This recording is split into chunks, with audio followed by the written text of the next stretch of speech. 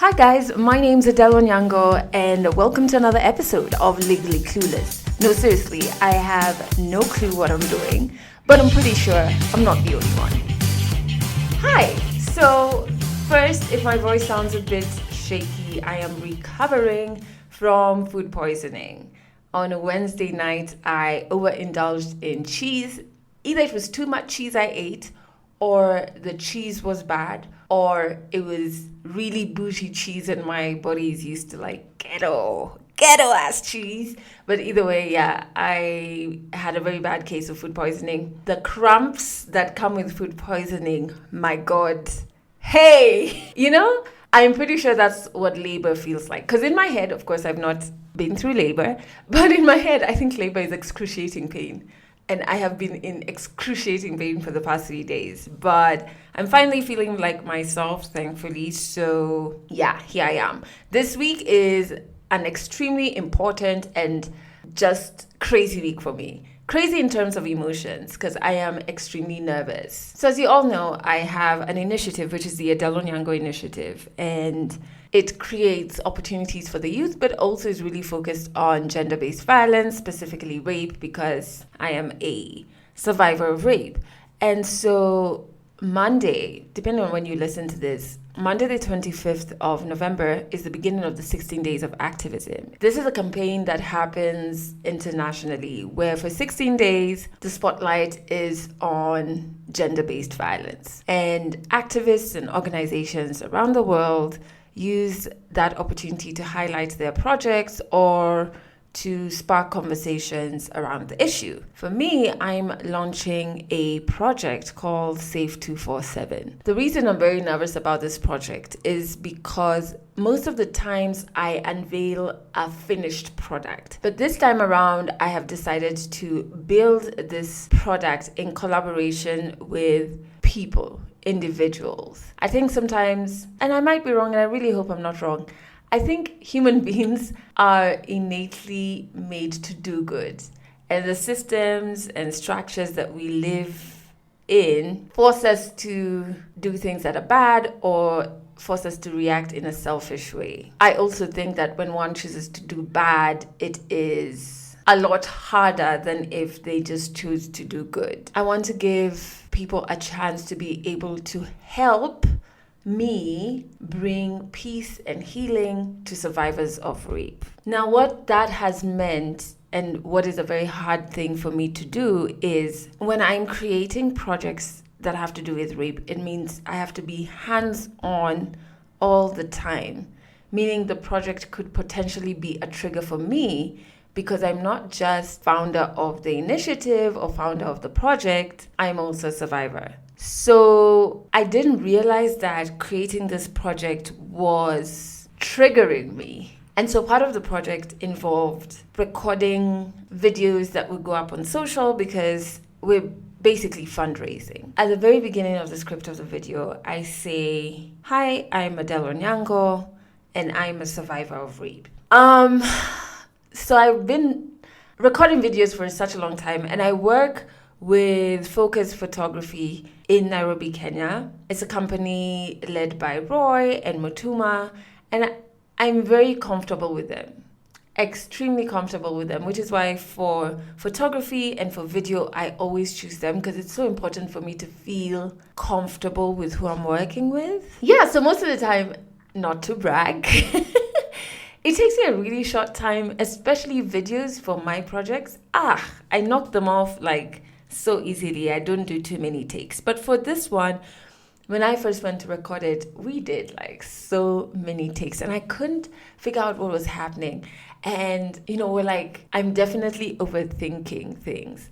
And at the time, I thought I was overthinking the success of the project. Will people help? Will people contribute? Will it be successful? Will I be able to impact survivors of rape? This week, on Wednesday, actually, this past week, I went to record again one of the videos. And I was overthinking again. It took so many takes to get the video. And the last take, I just started crying. And it was because of the script. And I had to keep repeating the script because I was doing so many takes. that starts with, "Hi, I'm Adele Onyango and I'm a rape survivor." And I haven't had to say that over and over. And it was scaring me because I kept doubting, and I was at a very emotionally fragile space. I was like, am I really a survivor? What have I survived? Because this thing still triggers me. I still have trauma. And then I was like, it's just so unfair. So I start crying. I'm having this moment. And I just keep saying, it's so unfair. It's so unfair. I didn't choose to be a survivor. I didn't choose to go through this. And on top of that, because nobody is giving survivors access to psychosocial support that is either free, affordable, and also professional, I'm like, it's unfair. Why do I have to survive this thing and then also solve it? And I just broke down. And I was like second guessing all of my takes. Roy, who was the one shooting it, kept telling me, no, you actually gave a good take. Imagine I'll be able to make the video. And I was just like, that was a shit take. Like, who's even going to take me seriously? I had a complete breakdown, you guys. And I'm pretty sure it is because of having to say, I am a rape survivor, I'm a rape survivor, I'm a rape survivor. Like, even saying it now, I have a lump in my throat. And then just second guessing myself in the project, which I guess is human, but you kind of have to figure out how to make sure those feelings don't overpower you to the point that you just give up on trying or doing anything. So the project, I've just rambled on, but I haven't even told you what the project is. It's called Safe 247. I really want women in Nairobi, women in Kenya, women in Africa, women all over the world to be safe 24 hours a day, 7 days a week. I think one of the things that I'm petrified of is ever being raped again.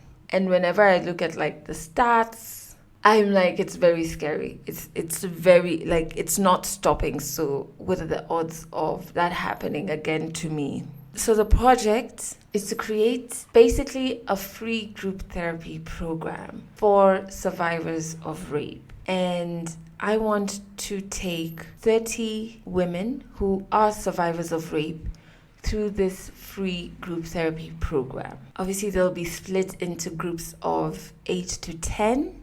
I'm going to build an entire curriculum together with a curriculum developer, other survivors, and trained therapists. I'm going to build a toolkit as well that the survivors can use during the program and even after the program. And it's a toolkit that will have coping mechanisms and exercises that they can do even when they're on their own and triggers happen. And then I'll also create and run a support group for an additional 50 women who have survived rape. And this is for 50 women who were not part of the 30 who went through the 10-week program. So I'm really trying to impact and help 80 women who have survived rape. So what this means is I need to fundraise to make this project a reality. So I need 4,000 people from wherever you are in the world, wherever you are in Kenya, to donate 350 Kenya shillings so that I can make this project a reality. And so what I'm going to do is in the caption, wherever it is that you're listening to this podcast, I'm going to put a link to the Mchanga page. Mchanga is an online platform to fundraise, for those who don't know. And it also has a pay bill number for those who are in Kenya and you find that easier. All of that information is on the Mchanga page. But I would really appreciate if you share this project with all your friends, all of your family, because it would mean the world to me to make this project a reality. Not because I'd be like, oh, I've ticked a box, I've done something, but I know what therapy did for me and is still doing for me in terms of healing from the trauma that is rape. And I wanted to be able to do that for other women who can't afford therapy. It's very expensive. Yeah, so I need your help. And even just saying that is so hard. I don't know if you find it hard as well, but I find it very hard to come out and say I need help. I don't know why, actually. Because honestly, on a human journey, you will need help. But I think I have this really bad habit of trying to do everything by myself. Even if it's breaking me, I'm just like, nope, not gonna ask for help. But the truth is, you do need help. Even more than needing help, there are people out there who are willing to help. So why not give them a chance? For those of you who pray, keep me in your prayers. Keep my project in your prayers. For those of you who believe in energy, send that positive energy my way, because God knows I need it. Yeah. But yeah, the Mchanga link is going to be in the caption so you can check it out. So on to 100 African stories this week. I got to meet the first Black African female hot air balloon pilot. And it was so amazing talking to her. You know, whenever I see pictures of those hot air balloons and blah, blah, blah, I genuinely have never thought about who is steering this balloon thing. I've never even thought about how it works. So I've seen videos where there's like flames and whatever, but I've never consciously been like, I wonder how this works. And then when we're in this hot air balloon, who is steering it? Who is in control? I've never had that thought.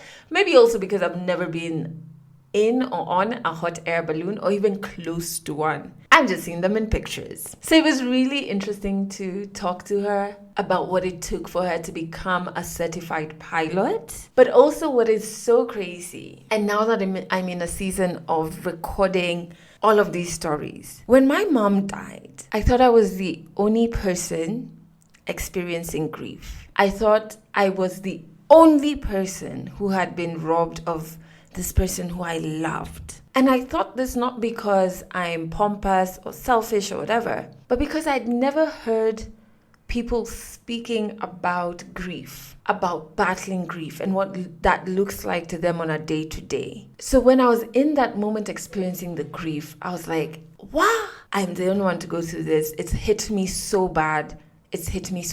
But as I record the stories, I realize there's very many of us. Because even this particular story that is about ballooning and becoming a pioneer, when I started recording it, I didn't know that she too had suffered grief. In fact, lost somebody who was so instrumental in her becoming a hot air balloon pilot. Anyway, let me not give it away. I normally do this, and every episode I'm like, Adele, don't. In the intro to the story, stop giving away too much. So I'm going to stop talking there. Here's this week's story. 100 African stories. There is no proper life that you live in university as a musician. If I constantly just walked around feeling sorry for myself, I'm never going to get anything done. There was a bit of frustration in between all of that. I've been breaking my back for this company. Therapy is not for the weak or for the crazy. Stories from Africa. My name is Captain Joyce Beckwith. I was born in Kitale, raised in Kisii. I live in Masai Mara because that is where I work. I first went to Masai Mara in 2007 as an hotel management intern. After high school, I graduated at Makerere for hotel and tourism management. And when I went for my internship in Sarova, that's when I went to Masai Mara and I fell in love with it since. After the internship, that's where the place I met my husband. So he came to visit his dad, who was working as a balloon pilot, and I was like on an off day that day, but in Masai Mara, even when you're on an off day, you're still in the camp because you can't just like go out. So my roommate came back and said, the pilot's son and wife are here to visit. And then I was like, is he cute? And then she said like, well, yeah, you'll see tomorrow. Yeah. So, and Jeff, or my father-in-law, was always very friendly. And the next day when I met him, he was like, oh, I'd like to introduce you to my son and my wife. And I was like, is your son married? And then he was like, no, he's not, but he's in a relationship, whatever, blah, blah, blah. I was just like, compero, safi. In the evening, I was going to go get some coffee, and then he was coming to ask for some cheese because they were going to cook at home and not eat at the lodge. And I saw him, and he was like, can I have some cheese? So I went back to the kitchen to get him cheese. Yeah. And then that's why our love story is always called a cheesy story. Oh! So I just saw him and it was just love and, like on the first sight. Like when I saw him, I was just like trembling. I'm just like, oh, it is this one. Yeah. And after that, he went back to Germany. We were just like Facebooking, chatting, exchanging emails. And then one time he just went like, since I came back from Kenya, I've not stopped thinking about you. You've even broken up with my girlfriend. I want to come to Kenya and, let's see where this thing goes. Yeah. And Mia was just like, boy, what were you gonna ask?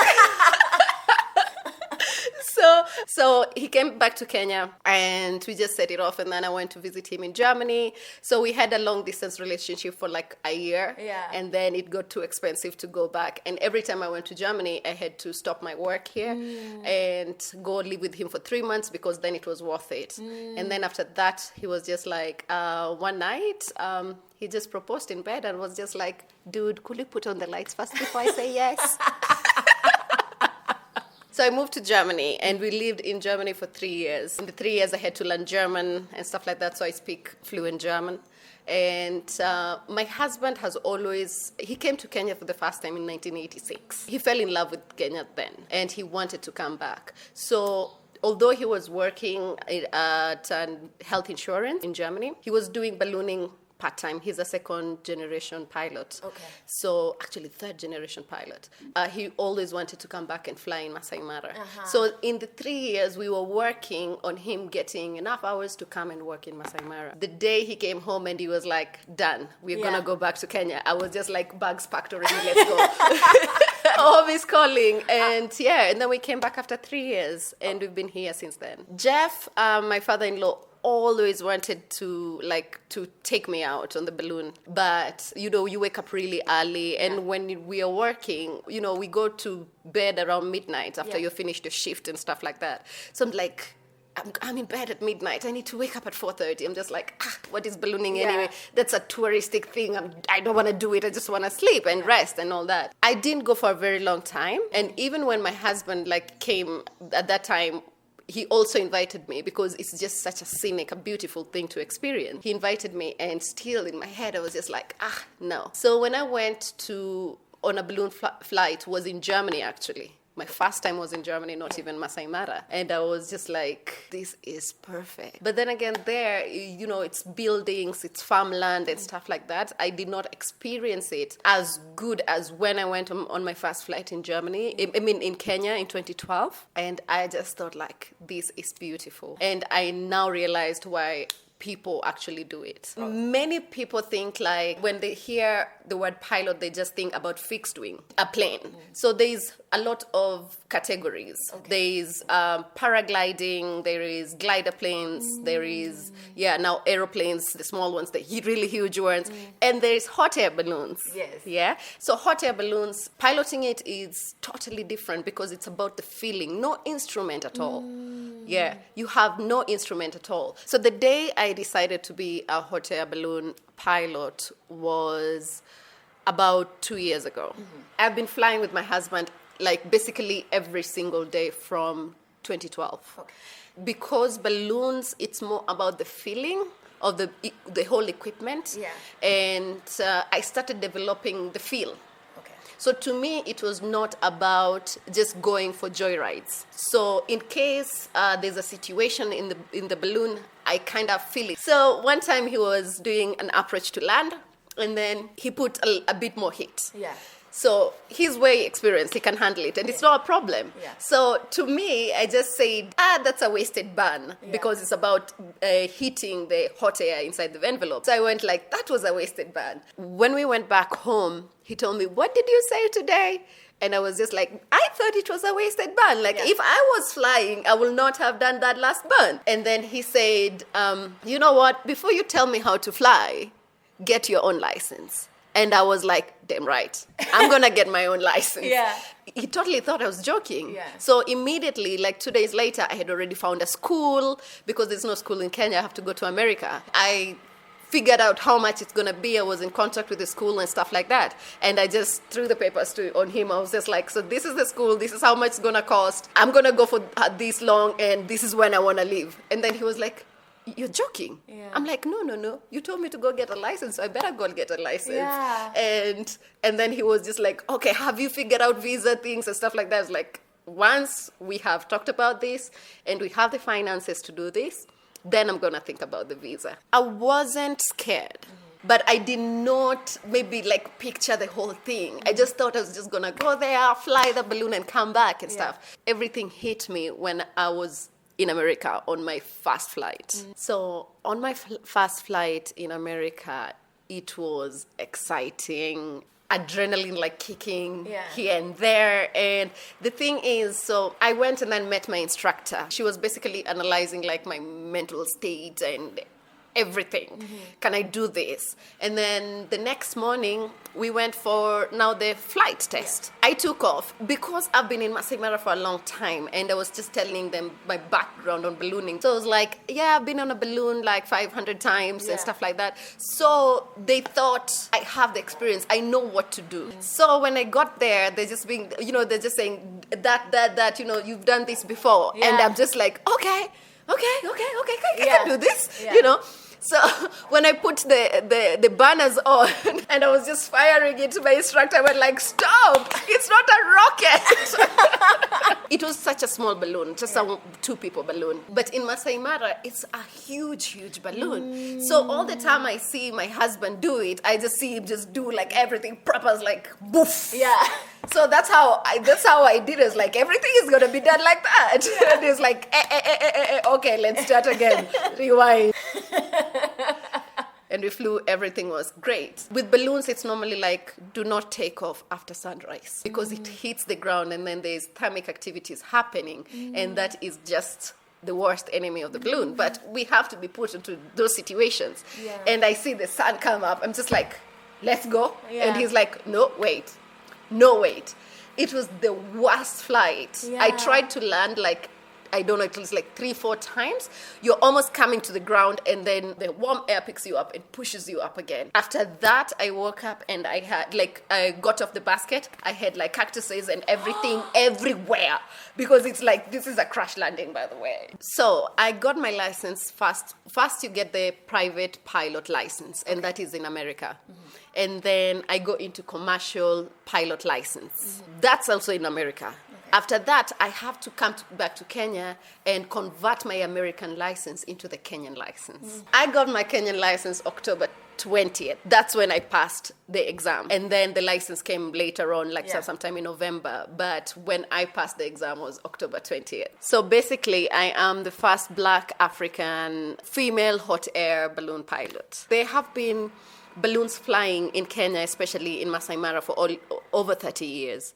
And for now, there's, I think, 5 Kenyan male pilots. And I thought, this is also an opportunity to do something new, something that even the girls around Masai Mara who've grown up in Masai Mara will look at it and be like, it is time someone else does this. Yeah. My dad was...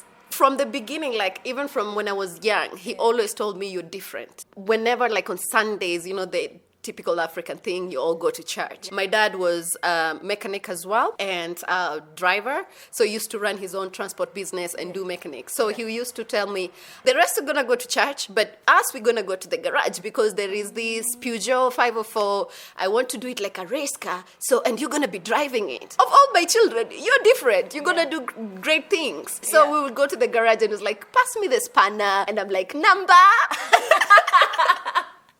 Pass me that. And we had a great time. So when I was about 7, 8, he started teaching me how to drive. And I could already drive the car when I was 9, 10. He put this theory in my head that I'm going to be a safari driver. And I was just like, yes. My mom, after high school, I always wanted to do TV and radio. And my mom was just like, no, I don't have the money to do it. And so you're going to do what I am able to pay for. So I went and did hotel and tourism management. When we came back to Kenya, and I was flying a lot with my husband, and my dad always told me, ask Dan to teach you how to fly. And I'm just like, Daddy, it's not for me. And then he said, you know what? When you become a pilot, I will be so happy. I will change my name to be the captain's dad or something like that. It was like, I will go to every bar in the village and I will just be telling them, can you just bring me beer? You know my daughter is a pilot. And I was just like, Akidedi, you're so hilarious. Yeah. Sadly, he passed away just before I got the license. Yeah. And before he passed away, he told me, because we knew he had cancer. And I joined some forums and stuff like that just to see his progress. And even before he passed away, he just told me, you need to be a pilot. You have to be a pilot. Yeah. And I was like, Daddy, but why? And it's like, because I always tell you, you're different. So also that pushed me every time the sun set. I just think about him, because we used to have, it's going to be a little bit. Whew, that man was definitely my best friend, Wallahi. Every time we drove somewhere and there was sunset, he would stop. And then he says, what did you do today? Yeah. Or like, everything you have done today doesn't matter anymore. Yeah. Tomorrow is another day. And every time you see like the sun goes down, don't feel bad of any things that you have not achieved that day, the goals that you had made for yourself and you did not reach them that day. Yeah. Tomorrow is a new day. The sun is going to come back on the other side. Yeah. And you have a chance to do it again. I love sunsets. Like, that's one thing I do every day in Masai Mara. I have to go for a sundowner. And he plays again in my head. It's been tough. And even him, like when we grew up, the business was really good. Yeah. And then after the elections of 2007, because we lived in Migori, things went really bad. And then I remember just him saying, sometimes things can be very bad. You could be really good today. Tomorrow, you cannot even believe that you're in this world because your life has just crashed. True. Get up, fagia everything. Alafu anza tena. Take your bricks and start building again. Yeah. And that's what they did. They lived in the IDP camp, and he started with the one brick to build again. With ballooning, like trying to get into flying, because I am not that experienced. Why lie? And doing commercial flights, you have to have certain hours and stuff like that. So to get a company that will accept me with my little hours and my knowledge, and it's just been so tough. There's days that I thought, it's done. Cannot do this anymore. I am done.